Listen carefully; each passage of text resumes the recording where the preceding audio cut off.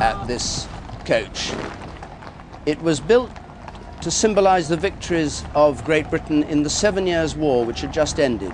So it's full of symbols of victory. Palm trees, a crown at the top held by 3 cherubs, and on the panels paintings showing victory and triumph as Zadok the priest thunders out across the Mall the coronation anthem.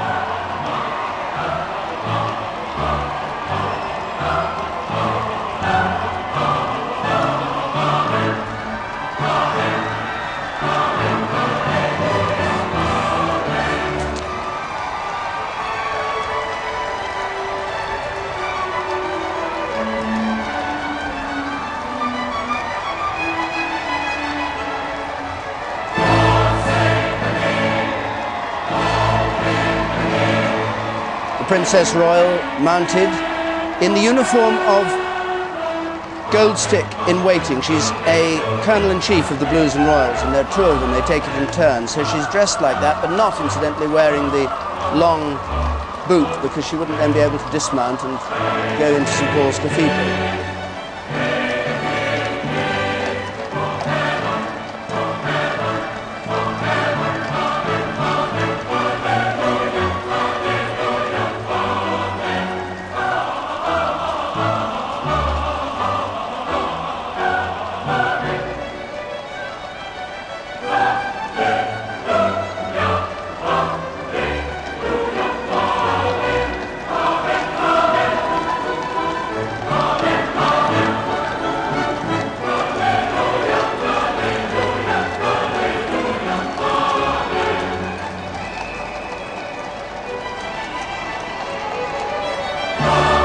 So the first division of the Sovereign's escort, found by the lifeguards leading the coach, and in front of them, the way out of shot now, the King's Troop of the Royal Horse Artillery, and at the very front, the mounted bands of the Household Cavalry, which we'll see later on. So it is a long procession here, and behind the state coach, after the Prince of Wales and the Princess Royal, there are various members of the household, and then another standard party, the Sovereign Standard of the Blues and Royals, being carried,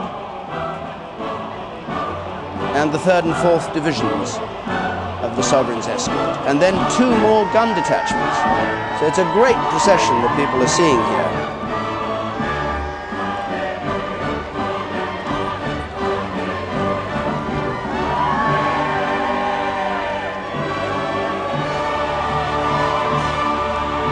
And Anna, the interesting thing about this is pretty much how George III would have liked the coach to be used, isn't it? I mean, this is the point of this coach, this is the point of the ceremonial. It's saying, voila, here I am. Exactly, although I think it's saying that even more today than it would have done originally, because of course a coach was a perfectly normal way of travelling in the 18th century, and every serious aristocrat would have had a pretty grand coach along the lines of this, not quite as grand as this. But today, the contrast between travelling by coach as a sovereign and then the cars and the actual bus that we saw earlier makes it even more splendid than it ever would have been in George's day.